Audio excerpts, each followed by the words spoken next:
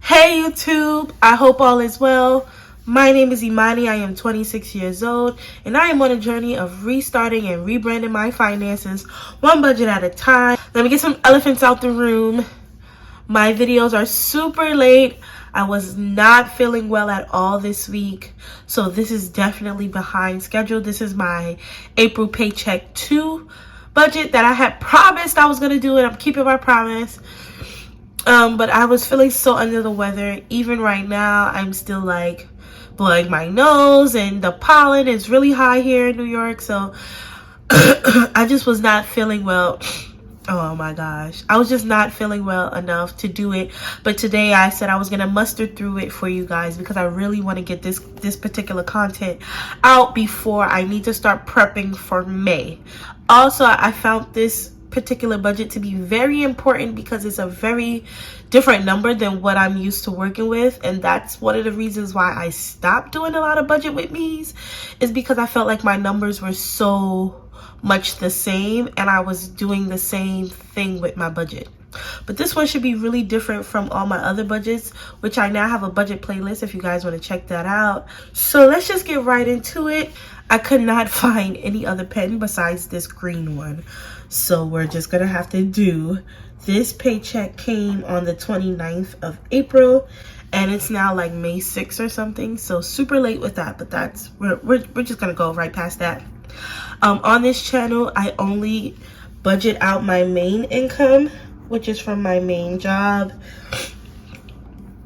and that's because this is the most consistent income I have, and so I rather focus on that with you guys. So for my main income, I had got $837.65. I definitely wanted to get this particular budget recorded because I kind of want to go over with you guys how I budget when I have a low number. I want you guys to check out my budget playlist because if you notice in my budget with me's, my number is always over 1,000, and that's the kind of lifestyle I've built for myself, right? Because I'm so used to getting more than $1,000 a paycheck, and so I kind of and so I want to show you guys what I do when things like this happen and I don't get at least $1,000. I knew this was coming because this is actually the paycheck I got surrounding my vacation. I took 3 days off of work. And so 3 days, I mean, you can see how 3 days affects my check. I go from getting almost $1,200 to not even making $1,000. So 3 days definitely takes a hit for me when it comes to my particular job. I love this particular budget sheet because it helps me stay focused on the 4 main categories in my budget, and this is exactly why I picked this one. I did not make this, and I will leave it in my description box below. When I have less than $1,000, I like to take a whole number. And in this case, because it's 837, I can't use 825. So for me, unfortunately, I would just have to use the number 800. And I like to take that and divide it into the 4 main categories. So my 4 main categories, of course, is bills, expenses, savings, and debt. We're gonna zero-base budget, but this is just for the sake of making sure everything gets done. We're thinking 800 in the head, and 800 divided by 4 would be $200 each. Put at least $200 into each category, right? On a good day, on a good month, on a good year, we would not have to put anything towards debt, but that is not the case. I want to put at least something into debt, right? Because I do have some consumer debt, not necessarily long-term debt.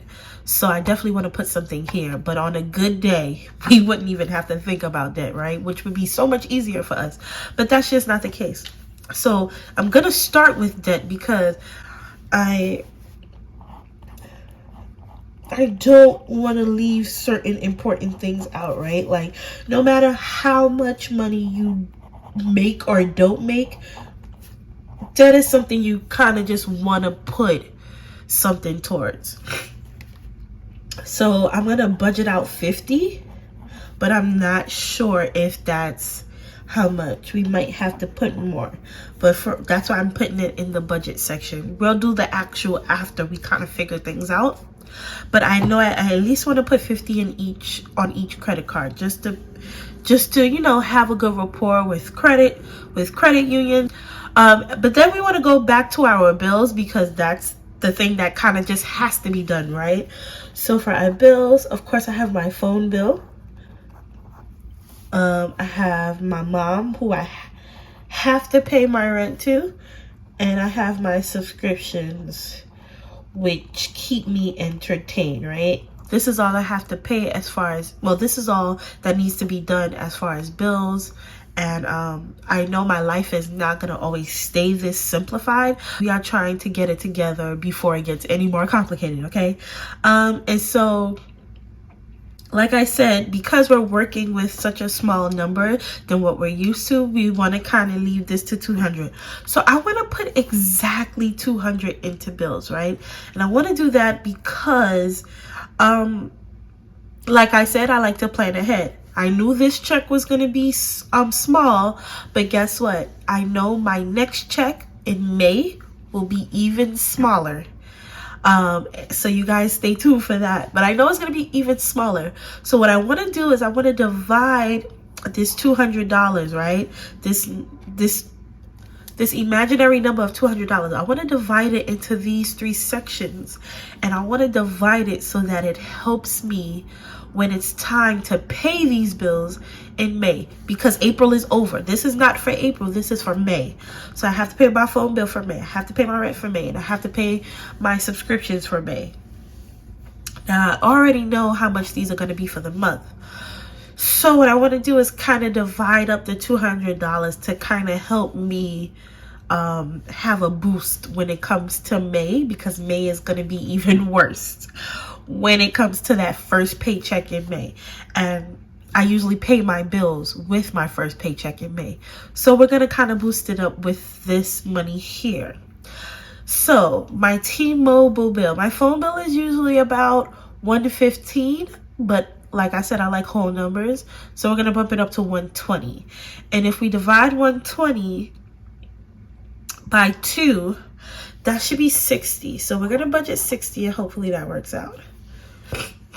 All right, so let's see, because if we was to take 260 from 200, that leaves us with $140. Now, my subscriptions are not that much. I believe my subscriptions are about $60 a month. I would have to look at my subscription list because I have all these things written down. I would have to look, but I'm pretty sure it's about $60 a month. And because we have so much money, I would give my mom her full 100, because I usually give her 100 per check, and then I would give my subscriptions $40, right? And that's just to help when I get to my check for May. And that should be 200. So 140 plus 60 is $200. So I feel comfortable leaving it like that. I don't think I'm going to change it, but I'm putting it in the budget for now. So now that we've done the 2 most important things, let's just see how much we have left to play with, right?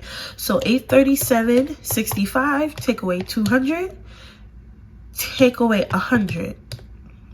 That leaves us with $537.65, which is pretty not bad for the number we have, right? So let's go on to expenses, because some of my expenses are very important to me because they help me live day to day, right? So I'm going to be specific, and I'm not going to just put cash envelopes like I used to. I'm going to be very specific because I want to be content with my budget from now on. And now that my cash envelopes have been condensed, should I say, I condensed them to 4 categories. If you don't know, that was my last video, and I'll put it in the iCards here, but I condensed it to 4 categories. So now we should be able to kind of just write everything out exact.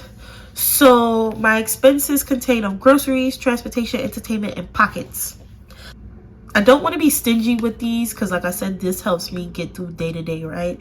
And it's a long time before I get paid again. So I don't really want to be stingy with these. So I'm going to go with my usual numbers. And usually I'll do $60 for groceries, $60 for transportation, $60 for entertainment. I usually do about 80, but we'll do 60 because I have some leftover money in entertainment. So we'll definitely just do 60, and then 25 for pockets. And I did not put any dollar signs. Okay, so if we were to do that, 60 times 3 is 180 plus 25 is 205. Ooh, okay, we went over, but I'm not gonna change it because we didn't use it all in credit card. So I'm not gonna change it. 332.65. Actually, that's pretty good because there's something I wanted to do and I didn't think I was gonna be able to pay for it with this budget, but I might be able to pay for it.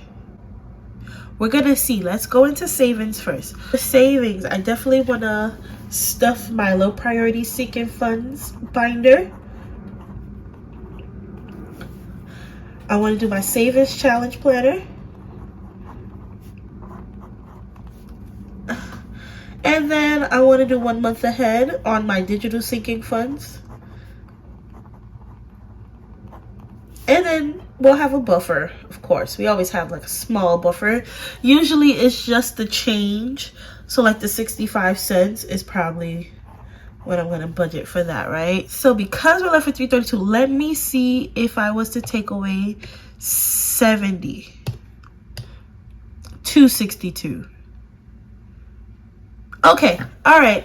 I feel comfortable with 262. The one thing I'm always gonna do is I'm always gonna make budgeting worth my while, right? Like the sacrifices you make during budgeting, for some people it can be traumatizing. For me, it's just challenging. I'm young. I'm 26 years old. Of course, I'm just used to doing whatever I want with my money. And so it's a big responsibility. And shout out to all those budgeteers who are younger than me, who took the leap of responsibility and being more conscious with their money. Definitely big shout outs to you.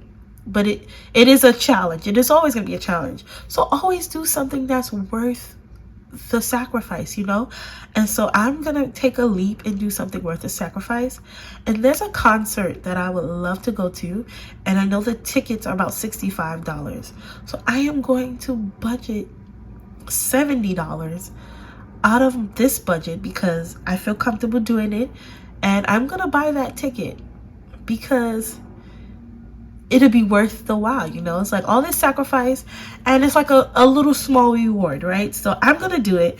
I'm gonna put it under my expenses, and that's an actual. I'm just gonna put it in actual since I already did this part, and I'm gonna add that $70 there.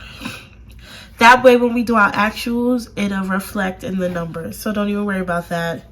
And I think I'm going to leave this like this because the $262 that I have left, I definitely want to put it into my savings.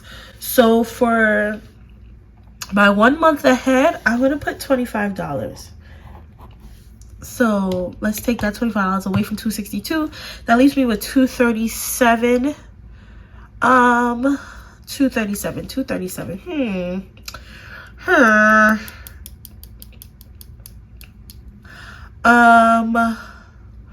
Let's put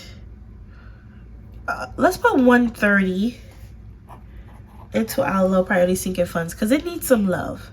So we'll put the 130 in there, and then I should have 107 for my savings challenge planner, which is perfect. That's actually a lot. Let's just make sure it all makes sense first. So for savings, 130 plus 107 plus 25 plus 0.65 equals 262.65, which I think I'm okay with all of this. So let's move this over. These are actuals, right? This is what we want to do.